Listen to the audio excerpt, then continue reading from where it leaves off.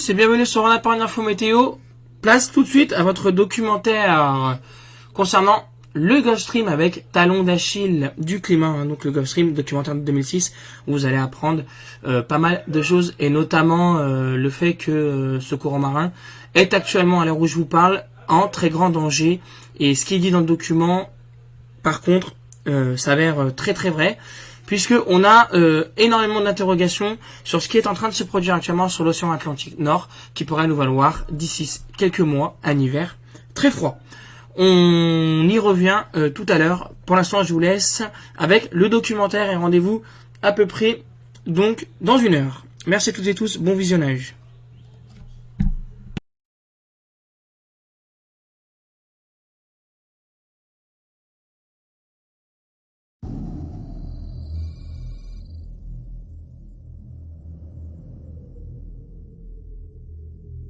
Hiver 2060, au large des côtes bretonnes.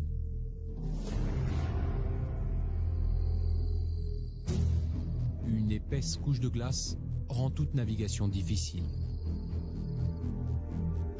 Le long des côtes françaises, plusieurs ports sont fermés dans l'attente de l'intervention d'un brise-glace.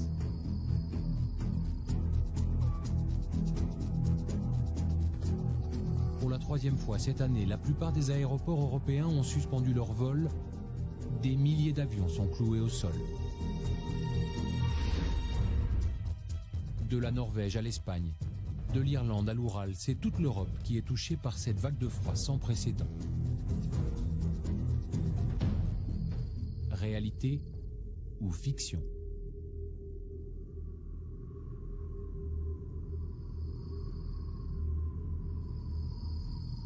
Ces prédictions inquiétantes sont tirées d'un rapport commandé récemment par le gouvernement américain et qui envisage le plus sérieusement du monde une panne du courant océanique et du climat européen d'ici la fin du XXIe siècle.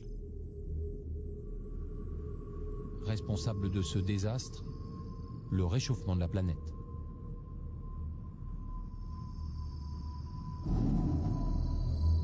Une catastrophe annoncée qui s'ajoute à la longue litanie des accidents climatiques qui se multiplient depuis quelques années. Crues diluviennes et dévastatrices, canicules meurtrières, cyclones de plus en plus fréquents, de plus en plus violents. Autant d'exemples qui nous font prendre conscience du risque que nous courons à détraquer notre climat. Cette fois-ci, c'est au fond de l'océan Atlantique que la menace se terre, dans les méandres du plus mythique des courants marins, le Gulfstream.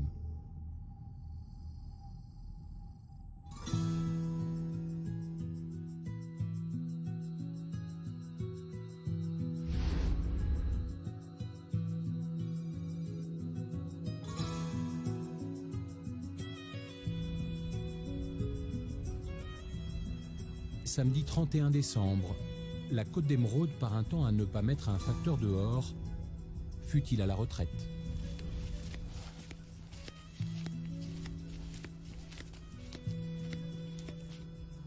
Et pourtant, Jean-François Veillard, retraité des postes depuis une semaine à peine, est bien décidé à sortir au grand air dans son uniforme favori.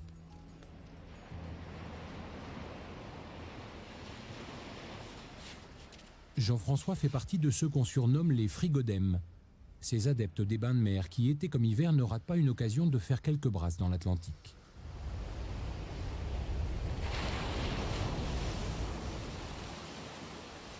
Une trempette d'une vingtaine de minutes, tout de même. Un rituel dominical qui serait nettement plus rude sans la relative douceur qui baigne les côtes bretonnes tout au long de l'année. Et notre facteur en retraite a sa petite idée sur le courant béni des dieux qui lui permet d'échapper à la messe. C'est possible que ce soit grâce au Gulfstream, qui passe quand même pas loin de Jersey, donc qui doit quand même réchauffer un peu les courants qui passent par là, quoi, à mon avis. Hiver doux, mer libre de glace. Le passage des eaux chaudes du Gulfstream au large du littoral breton explique en grande partie le fameux microclimat que vantent les dépliants touristiques de la région. Une chose est sûre, en tout cas, pas question de jouer les frigodèmes de l'autre côté de l'Atlantique.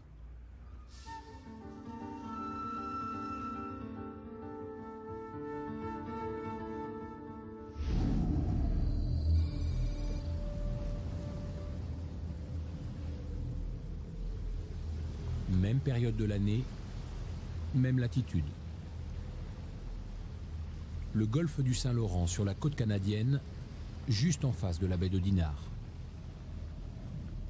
En ce début du mois de janvier, la température frise les -40 et l'épaisseur de la glace rend délicate la sortie du port de Québec. C'est quand même assez clair. Il faudrait que vous gardiez le côté sud. Depuis 1 heure déjà, le brise-glace dégroseillé est à la tâche pour dégager le chenal et libérer enfin la route vers le grand large. Pour de longs mois encore, les navires qui empruntent le Saint-Laurent vont devoir compter avec la glace. Si l'absence du Gulfstream n'est pas l'unique raison de cette rigueur hivernale, ces eaux chaudes auraient bien changé la donne. Mais dans leur périple transatlantique, elles ont purement et simplement oublié les côtes canadiennes.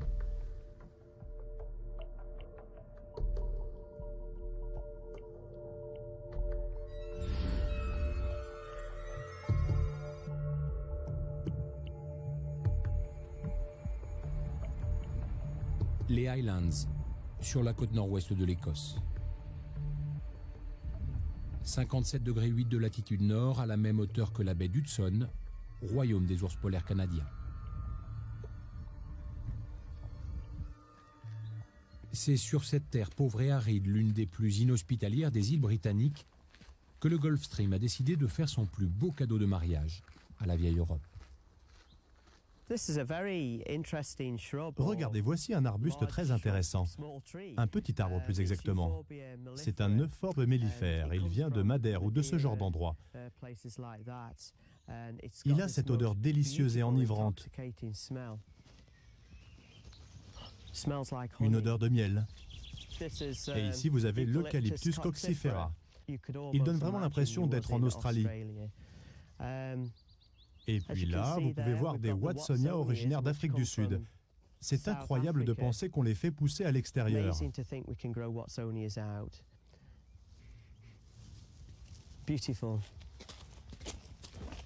Kevin Ball ne se connaît qu'une vraie passion, l'horticulture. Et ça tombe plutôt bien, il est responsable du jardin d'Invereou, l'un des plus extraordinaires de Grande-Bretagne.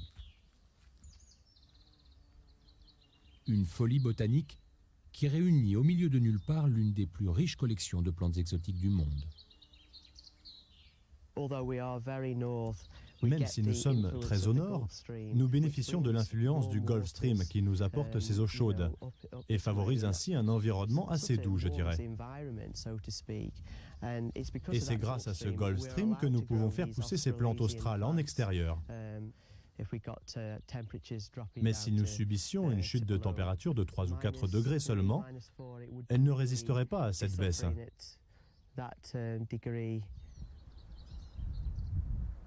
Mais qui est donc ce Gulfstream bienfaiteur qui baigne les côtes du nord de l'Europe de sa douce chaleur jusqu'à leur éviter les rigueurs hivernales des côtes canadiennes et américaines qui leur font face?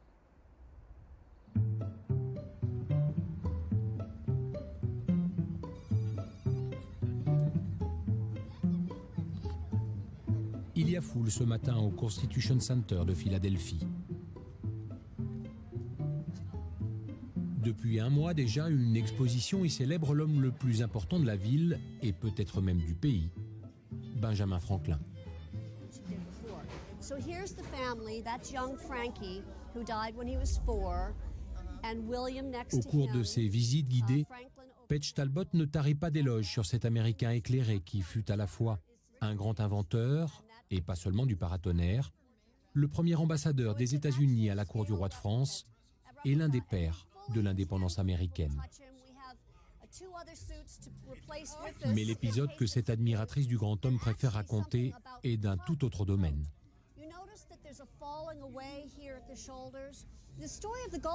L'histoire du Gulfstream est sans doute celle que les gens connaissent le moins à propos de Franklin. Ils ne savent même pas ce qu'est exactement le Gulfstream. À moins d'être vraiment calé en océanographie, vous ne saurez jamais que Benjamin Franklin a eu quelque chose à voir avec la découverte du Gulfstream.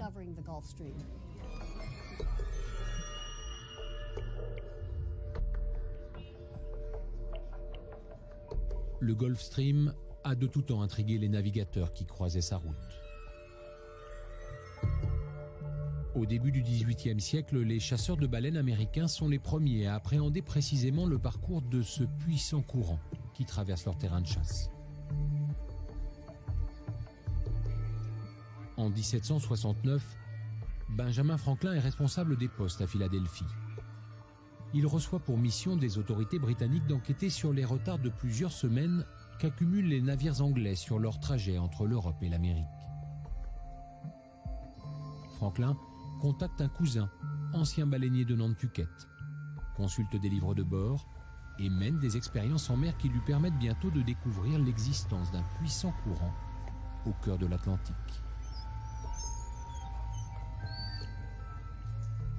Franklin a réalisé que selon les routes maritimes empruntées par leurs navires, certains capitaines mettaient beaucoup plus de temps à traverser l'Atlantique que d'autres. Et c'est donc en travaillant avec son cousin Timothy Folger qu'il a découvert qu'il y avait ce mouvement rapide de l'eau, ce courant, si vous préférez, qu'il a finalement appelé le Gulf Stream. Et qu'il suffisait de se glisser à l'intérieur pour traverser plus rapidement l'océan.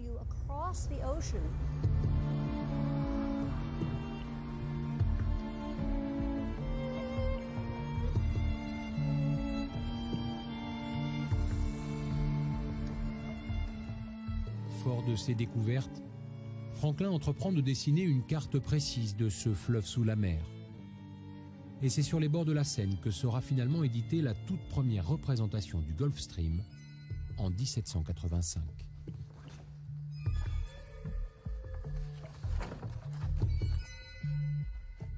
Un exemplaire est toujours précieusement conservé au département des cartes et plans de la Bibliothèque nationale de France. Hélène Richard, la conservatrice, n'en finit pas d'admirer la précision de son tracé. L'une des raisons de la notoriété de cette carte, c'est le fait qu'elle n'ait pas été contredite sur le plan scientifique. Elle a été complétée, elle a été relativisée, mais elle n'a pas été contredite. La véracité de cette carte, la réalité de cette carte en a fait la notoriété. Pour Franklin, le Gulf Stream s'arrête quelque part, au milieu de l'Atlantique. 2 siècles plus tard, les progrès de l'océanographie ont bien sûr permis de compléter cette représentation superficielle du courant océanique.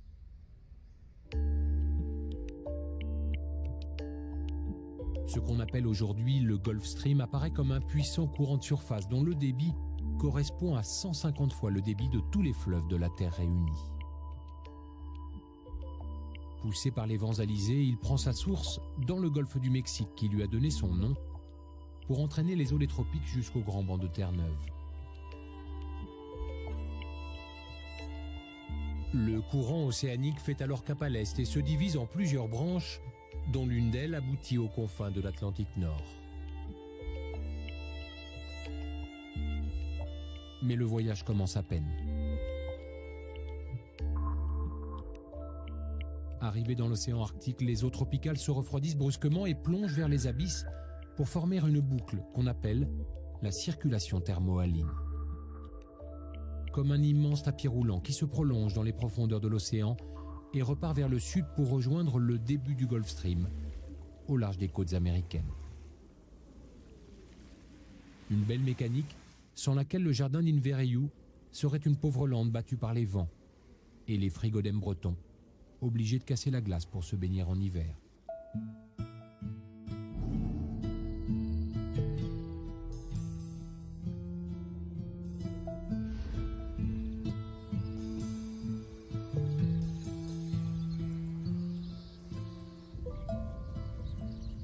Surtout, ne pas rater le rendez-vous. Elles seront là pendant quelques heures seulement, profitant de la marée montante pour s'arracher à l'océan et gagner la rivière.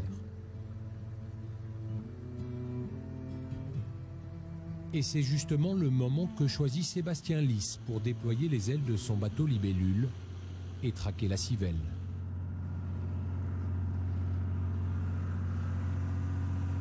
La Civelle, c'est l'alevin de l'anguille que Sébastien pêche depuis bientôt 17 ans dans les eaux troubles de l'estuaire de la Gironde.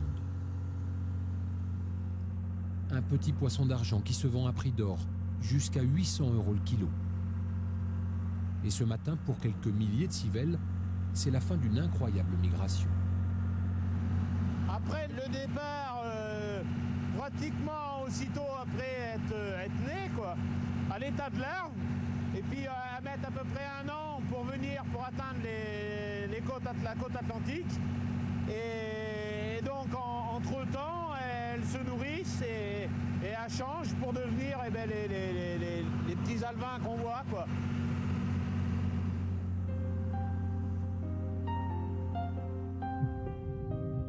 L'aventure commence à l'autre bout du monde, au large de la Floride, dans la lointaine mer des Sargasses. Des larves d'anguilles de quelques millimètres seulement répondent soudain à un étrange appel de la nature, lancé depuis les côtes européennes. À peine sorties de l'œuf, elles entreprennent une croisière transatlantique de plus de 6000 km, bien qu'elles soient quasiment incapables de nager ou de se déplacer.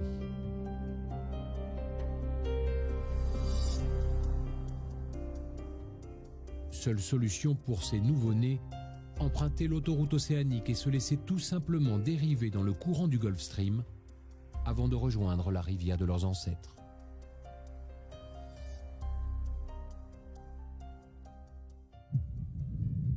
Mais ces voyageuses clandestines ne sont pas les seules à profiter de ce puissant courant venu des tropiques.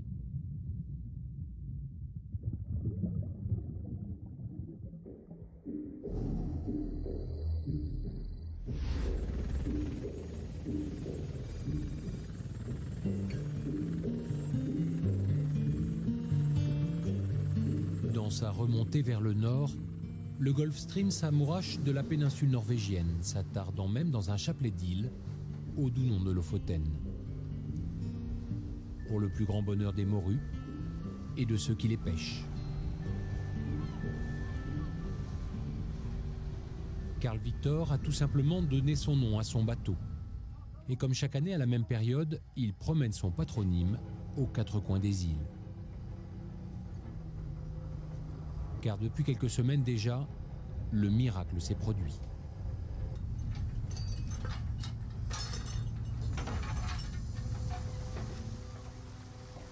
De gigantesques bancs de skraï, la morue arctique, se sont donné rendez-vous le long des côtes norvégiennes. La morue migre au Lofoten car elle y trouve des conditions très favorables pour s'y reproduire. Grâce au Gulf Stream, la température de l'eau est idéale et elle se plaît bien dans les fonds marins qu'elle trouve près de chez nous.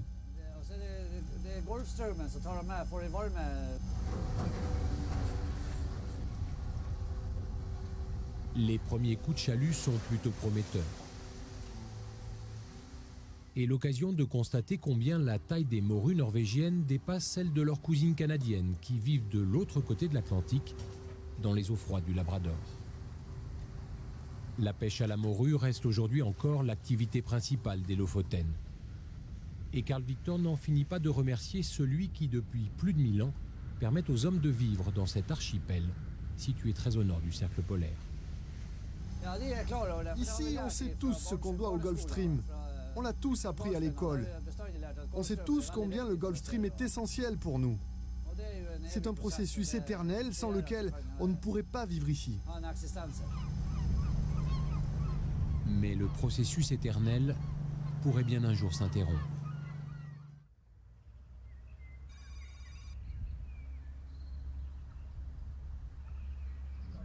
Cette terrible hypothèse a été confirmée par une récente découverte des paléoclimatologues, ces scientifiques qui tentent de deviner le climat de demain dans celui d'avant-hier.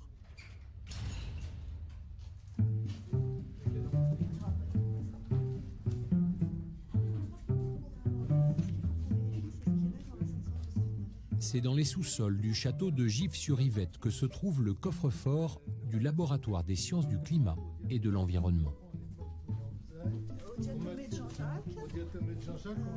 Si elle ressemble plus à la cave du château de Moulinsart qu'à un laboratoire scientifique, la carothèque du LSCE n'en recèle pas moins des trésors inestimables. Des kilomètres de carottes de sédiments prélevés au fond de l'océan Atlantique. Autant de précieux indices qui après une petite partie de cache-cache permettent à Elisabeth Michel et Jean-Claude Duplessis d'étudier de très près les grandes variations météorologiques des 100 000 dernières années.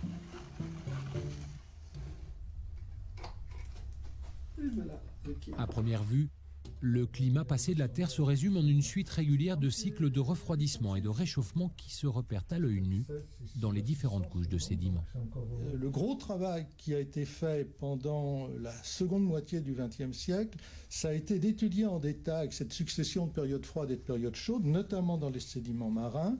Et là, on a pu montrer que cette succession était quasiment périodique, avec des périodicités qu'on a pu déterminer de 20 000 ans, 41 000 ans et 100 000 ans. Mais au début des années 90, un étrange caillou gris, logé dans une carotte de sédiments extraite au large des côtes françaises, va venir bousculer cette belle théorie. Regarde, ces troncs sont secs. Donc, c'est un peu gros, donc c'est trop gros pour être transporté par le vent ou les courants. Donc ça a forcément été apporté par des icebergs. Donc là, on est en plein milieu de l'océan Atlantique Nord, vers 50 degrés nord. Donc il faut imaginer une grande valse d'iceberg à ces périodes-là. L'histoire se déroule il y a quelques 20 000 ans, en plein air glaciaire. Des hausses rapides et brutales de température provoquent une fonte accélérée de l'immense calotte de glace qui recouvre l'Amérique du Nord, libérant des troupeaux d'icebergs dans l'océan Atlantique. Une débâcle qui aurait pu rester ignorée des scientifiques si ces icebergs n'avaient joué les petits poussets, emportant dans leur glace des cailloux provenant du sol rocheux canadien pour les déposer au fond de l'océan, juste devant les côtes européennes. On a des carottes du côté presque des côtes françaises, dans le golfe de Gascogne, ou pas très loin de Gibraltar, où vous retrouvez les derniers cailloux qui ont fondu. Les cailloux déposés par les icebergs qui ont fondu, c'est pas les cailloux qui fondent. Tu le veux dessus ? Ces débâcles massifs sont une découverte de taille. Elles signifient que dans l'immuable succession de périodes de réchauffement et d'air glaciaire qui caractérisent le climat de la Terre depuis quelques millions d'années, il existe des accidents de parcours sous la forme de brusques coups de chaud. Ça pourrait être brusque, c'est brusque. Par exemple, on a pu montrer qu'un de ces réchauffements s'était produit en 70 ans. Donc vous aviez des hommes de Cro-Magnon qui sont nés dans un climat particulièrement désagréable et qui ont fini leur vie sur une chaise longue avec le climat de Nice.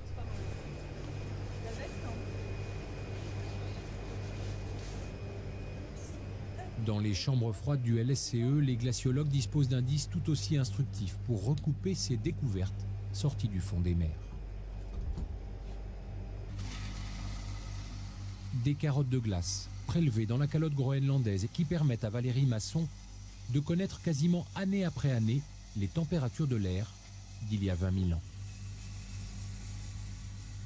L'analyse des bulles d'air miraculeusement emprisonnées dans ces glaçons d'un autre temps confirme l'existence en plein air glaciaire d'une vingtaine de ces brusques coups de chaud, responsables des débâcles d'iceberg.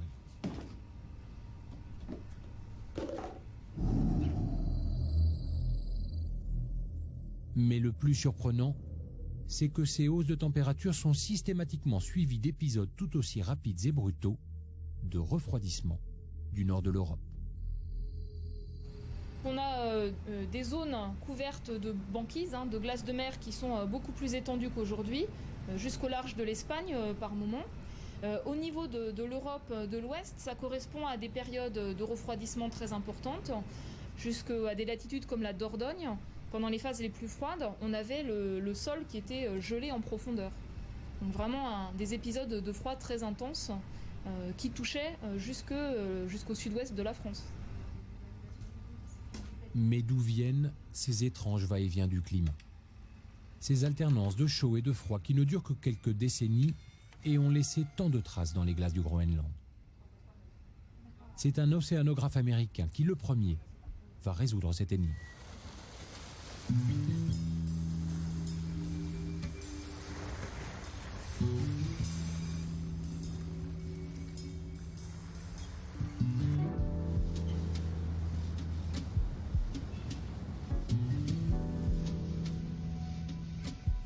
Les côtes américaines ont beau être snobées par le Gulf Stream, Wallace Broecker lui a pourtant consacré 50 ans de sa vie.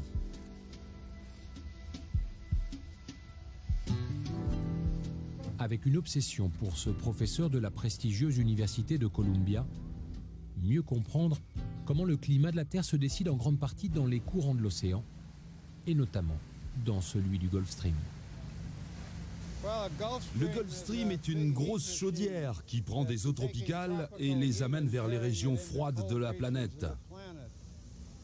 Si le Gulf Stream n'existait pas, il ferait beaucoup plus froid en Grande-Bretagne, en France ou en Scandinavie.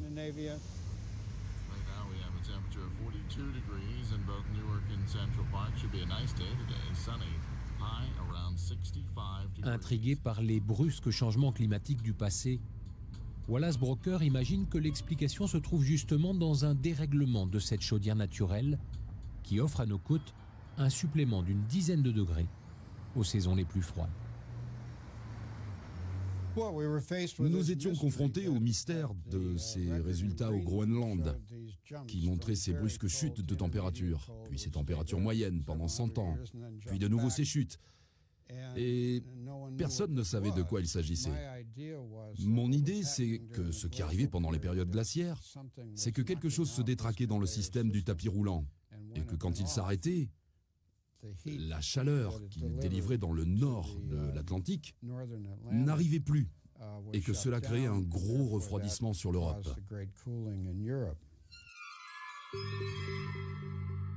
Le vieux professeur tente alors de découvrir ce qui a pu provoquer ces détournements soudains du Gulf Stream. La réponse se trouve quelque part à l'endroit où ce courant venu des tropiques plonge vers les grands fonds. Lorsqu'elle pénètre dans l'océan Arctique, ces eaux chaudes et salées libèrent une partie de leur chaleur dans l'atmosphère et dans les eaux froides qu'elles rencontrent. Une évaporation qui augmente leur salinité et leur densité.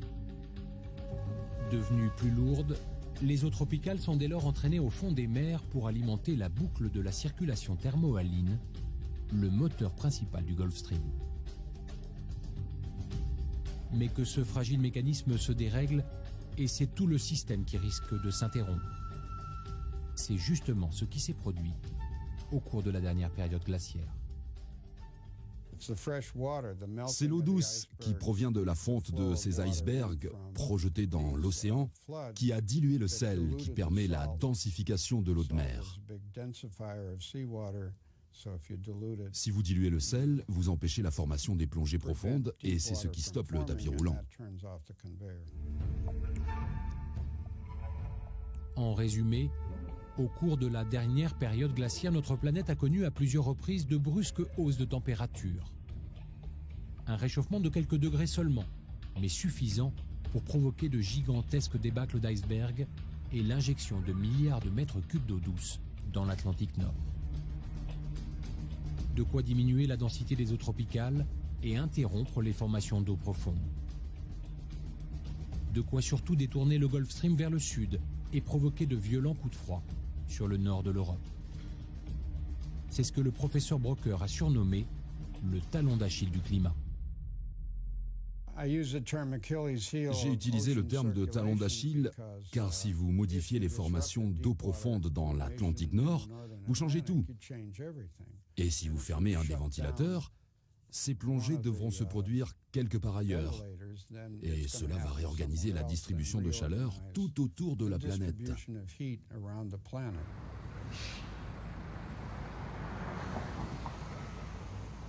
Depuis un demi-siècle qu'il enseigne à l'université de Columbia, Wallace Broecker inculque à ses étudiants une hypothèse qu'il a longtemps fait passer pour un oiseau de mauvais augure aux yeux de la communauté scientifique.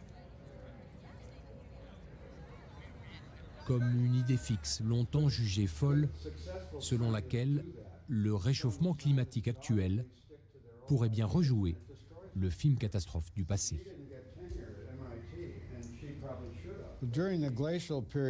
Pendant la période glaciaire, nous savons donc maintenant qu'il y a eu des périodes pendant lesquelles la circulation du tapis roulant s'est arrêtée.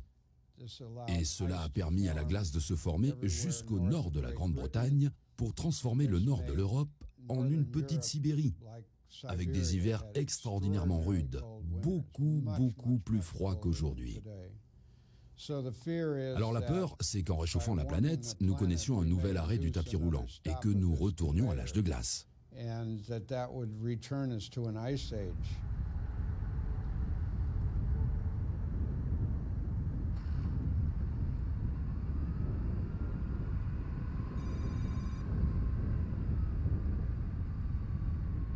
Installés sur le site de la Météopole de Toulouse, les laboratoires de Météo France sont aux premières loges pour étudier le réchauffement de la planète.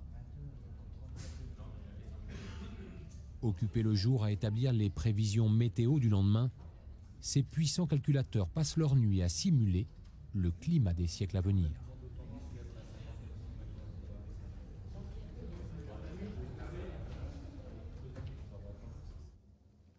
Climatologue à Météo France, Serge Planton participe aux travaux de l'IPCC, le groupe intergouvernemental sur l'évolution du climat, chargé par l'ONU d'évaluer les informations scientifiques relatives au réchauffement climatique. On sait que le climat a changé et on sait qu'il changera dans le futur, et en particulier il changera à cause des activités humaines, à cause des émissions des gaz à effet de serre.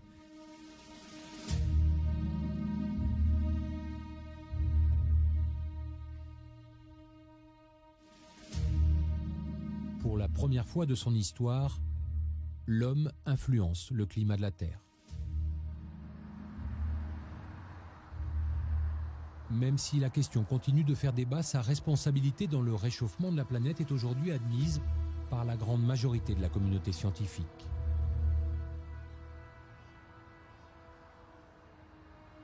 La pollution automobile, la production industrielle, la déforestation et même certains secteurs agricoles comme l'élevage sont autant d'activités humaines qui participent à l'augmentation des gaz à effet de serre, principaux responsables du réchauffement climatique.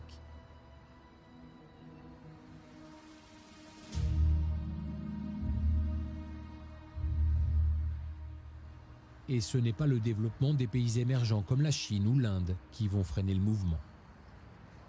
De quoi affoler les modèles climatiques qui tentent de prévoir l'avenir.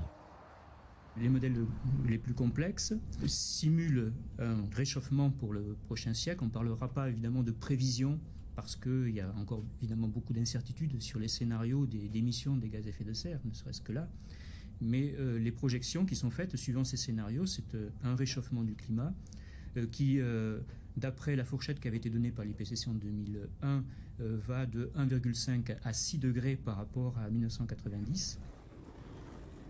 Année après année, ce réchauffement climatique se renforce et s'avère être sans précédent dans l'histoire humaine. Et pour Serge Planton, les prévisions à la hausse n'ont pas fini de nous surprendre. On pense que les canicules vont devenir de plus en plus fréquentes.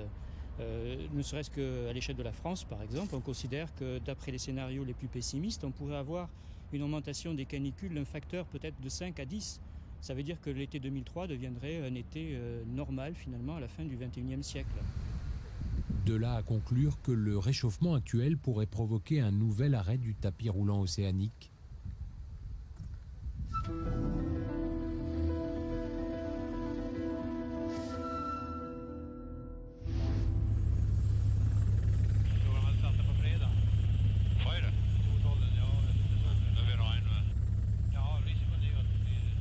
Deux fois par semaine, Lars effectue un survol de reconnaissance de la pointe sud du Groenland pour la patrouille des glaces de Narsarsuaq. Une mission qu'il effectue hiver comme été et qui permet de renseigner les navires de commerce sur l'état de la banquise tout au long de la côte. Et depuis bientôt 15 ans qu'il parcourt le ciel du Groenland, Lars-Erik Eriksson ne peut que constater que les conditions de glace se dégradent dans cette région arctique. Ce qu'on observe en volant, c'est que la mer reste ouverte plus longtemps, chaque année, avant de geler totalement dans les endroits où on devrait trouver de la glace solide. Normalement, on devrait avoir de la glace du cercle polaire jusqu'au pôle. Mais aujourd'hui, les grands bateaux peuvent naviguer plus tard et toujours plus au nord. En tout cas, quelque chose est en train de changer par ici. Mais que cela soit dû au réchauffement climatique ou non, ça, je n'en sais rien. Les scientifiques prévoient une disparition totale de la banquise en été d'ici 20 ans. S'ajoute à cela la fonte des glaciers groenlandais qui recule désormais de 14 km par an, 3 fois plus qu'à la fin des années 80. Mais aussi et surtout l'augmentation des pluies tout autour de l'Arctique et le débit des fleuves d'Amérique du Nord et d'Asie qui ne cesse de gonfler. Autant de sources d'eau douce supplémentaires susceptibles de perturber la circulation océanique.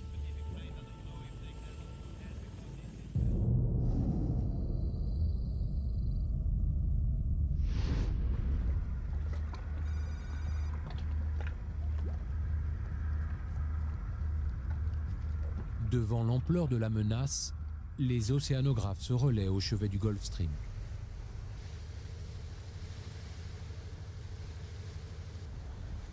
Depuis un mois déjà, l'Océania navigue dans les eaux grises de la mer du Groenland. À bord du navire océanographique polonais, Jan Pieczura et son équipe sont bien décidés à passer ce bout de mer au peigne fin. Car c'est ici, au-delà du cercle polaire, que le courant océanique décide soudain de plonger vers les grands fonds. L'Océania en est à son 8e transect. Ces allers-retours qui permettent un relevé minutieux de la salinité, des courants et des températures depuis la surface jusqu'aux profondeurs de l'océan.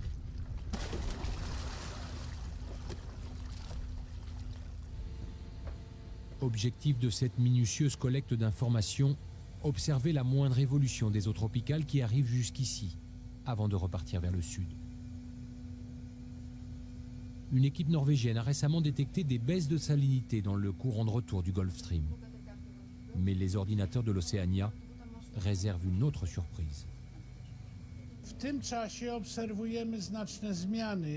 Tout au long de ces dernières années, nous avons pu observer de gros changements dans les propriétés des eaux de l'Atlantique. Depuis 2003, la température de l'eau ne cesse d'augmenter. Et cette année encore, nous observons déjà, dans nos premiers résultats, une augmentation de 0,7 degrés Celsius par rapport à nos résultats de l'année dernière.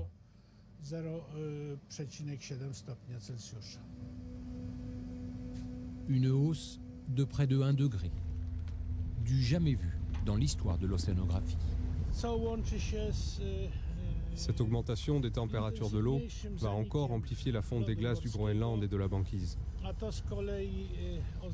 Et cela veut dire un apport supplémentaire d'eau douce dans le système océanique. Et bien sûr, un possible ralentissement de la circulation thermohaline. Les premiers effets du réchauffement climatique sur l'Atlantique Nord sont bien là, clairement détectables sur les graphiques de l'Océania et dans les profondeurs de l'océan. Et la question s'impose alors. Le réchauffement climatique va-t-il paradoxalement entraîner l'Europe vers un nouvel âge glaciaire? C'est ce scénario catastrophe qui a récemment été pris très au sérieux par une équipe de consultants du Pentagone, le ministère de la Défense américain. En octobre 2003, Peter Schwartz et Doug Randall ont même pondu un rapport intitulé « Le scénario d'un brusque changement de climat et ses implications pour la sécurité nationale des États-Unis ».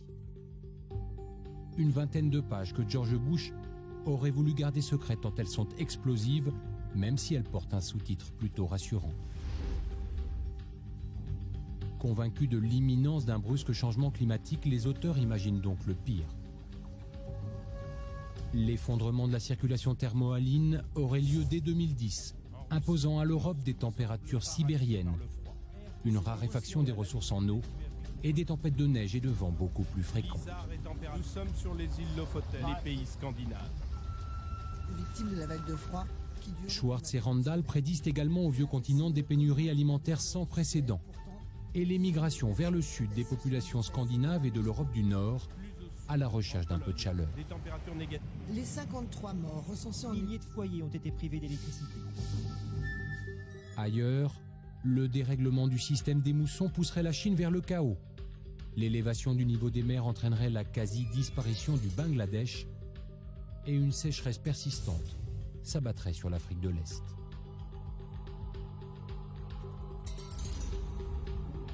Devant la multiplication des conflits dans le monde, les États-Unis devraient réagir en s'isolant derrière des frontières renforcées. Fut aussi soudaine que violente.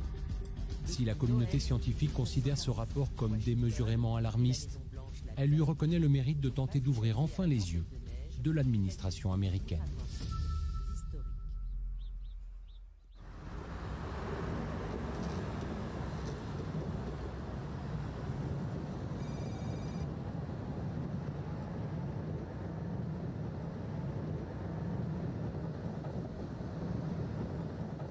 À Potsdam, à quelques kilomètres de Berlin, un jeune climatologue est justement devenu l'un des spécialistes mondiaux des scénarios qui tentent de prédire l'avenir.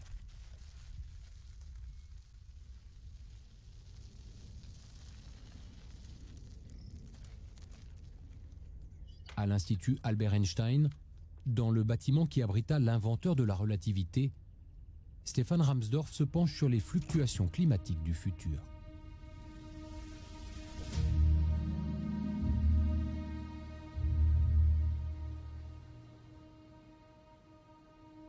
Dans les sous-sols de l'Institut, une armée de calculateurs digère de jour comme de nuit les informations qu'on leur livre.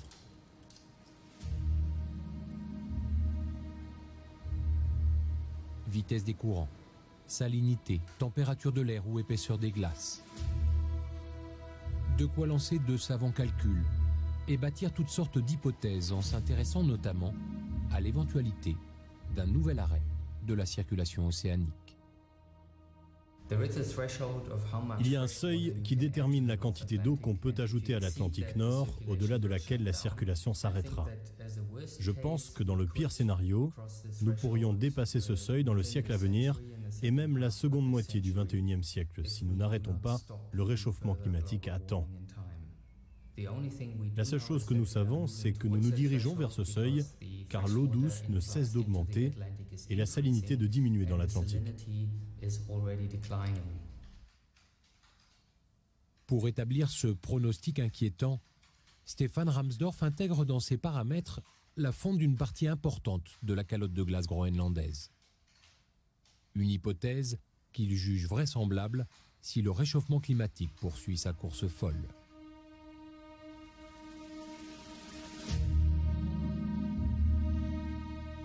Résultat, ce scénario du climat de la Terre des siècles à venir, comme si on y était. Un arrêt de la circulation océanique pourrait donc avoir lieu dans la seconde moitié de notre siècle, provoquant un refroidissement du nord de l'Europe. Mais l'ampleur du réchauffement climatique compenserait dans un premier temps cette perte de quelques degrés. Un simple répit, car vers 2300, l'épuisement des énergies fossiles comme le pétrole ou le gaz impliquant une diminution du réchauffement climatique, plus rien n'empêcherait le refroidissement de l'Atlantique Nord. À long terme, si les émissions de gaz carbonique diminuent et que la circulation océanique reste fermée, ce que plusieurs modèles prévoient dans leur scénario, cela provoquerait un refroidissement de l'Europe de plusieurs degrés par rapport au niveau actuel. Il ne s'agirait peut-être pas d'un retour à l'âge de glace, mais cela rendrait l'agriculture très difficile, en Scandinavie par exemple. Si le scénario allemand n'annonce pas la fin du monde tempéré pour demain, il l'a prédit pour après-demain. Mais il prévoit surtout que des brusques changements tout aussi dramatiques pourraient bien résulter de ce nouvel arrêt du tapis roulant. Ce dont nous sommes assez sûrs, c'est que cet arrêt mènerait à un bouleversement majeur de l'écosystème marin de l'Atlantique Nord, qui dépend en grande partie des ressources naturelles qu'apporte ce courant. Avec pour conséquence l'aggravation de la crise de la pêche un peu partout en Europe et la modification des zones de reproduction, comme celle de la morue arctique, qui pourrait définitivement déserter les côtes de Norvège. Nous savons aussi que le niveau des mers monterait d'1 mètre sur les côtes de l'Atlantique Nord. Et cela s'ajouterait à l'augmentation générale du niveau des mers due au réchauffement. Simplement parce que quand le courant change, la surface de l'océan s'adapte. Et cela signifie que le niveau augmente dans l'Atlantique Nord et baisse dans le sud. un petit mètre supplémentaire. De quoi menacer un peu plus encore les côtes densément peuplées des Pays-Bas, du Royaume-Uni ou même de la France.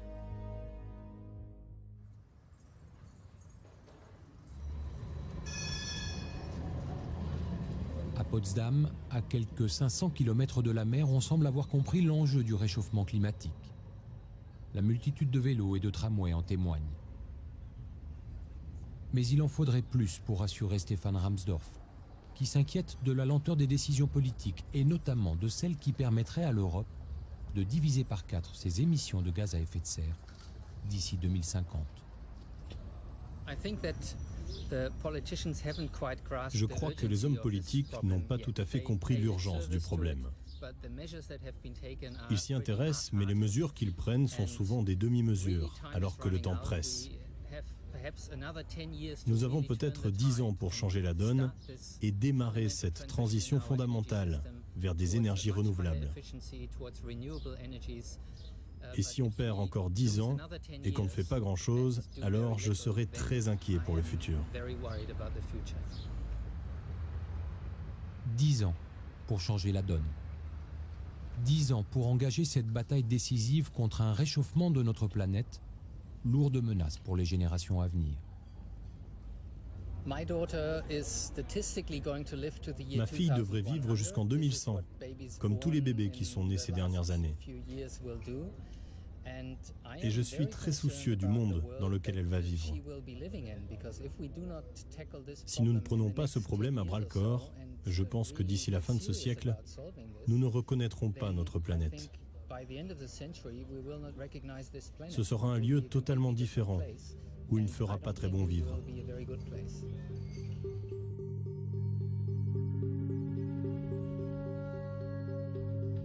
La production industrielle représente un quart seulement des émissions responsables de la surchauffe de notre climat. L'habitat, le transport, les activités quotidiennes de l'homme font le reste. C'est donc à chacun de nous d'agir au quotidien pour léguer à nos enfants une terre aussi vivable que celle que nous avons reçue en héritage.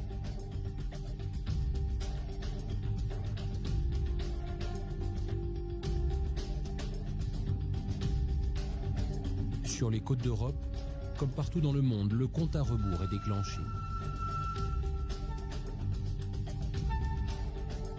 Personne ne peut exclure un nouvel arrêt de la circulation océanique d'ici la fin du siècle. Une surprise climatique de plus dans la liste déjà longue des incertitudes qui pèsent sur le climat de demain.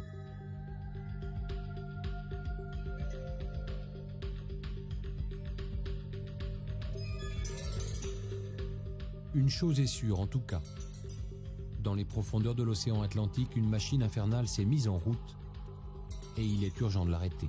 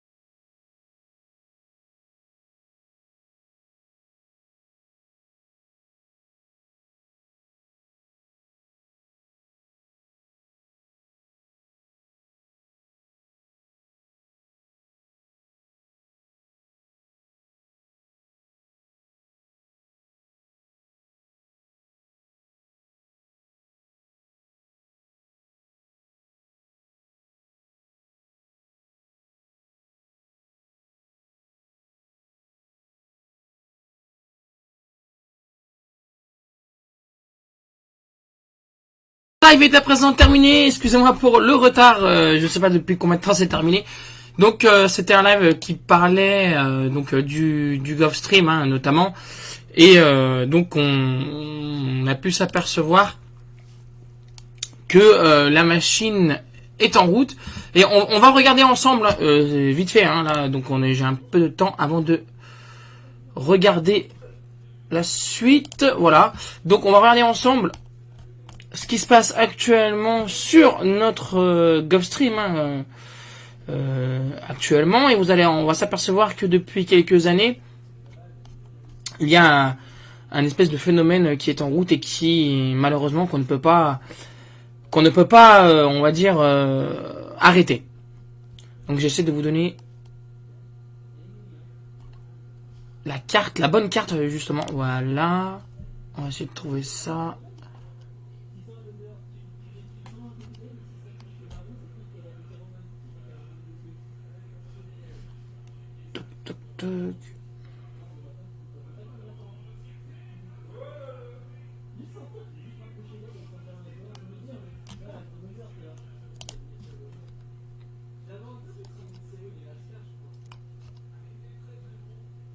Voilà.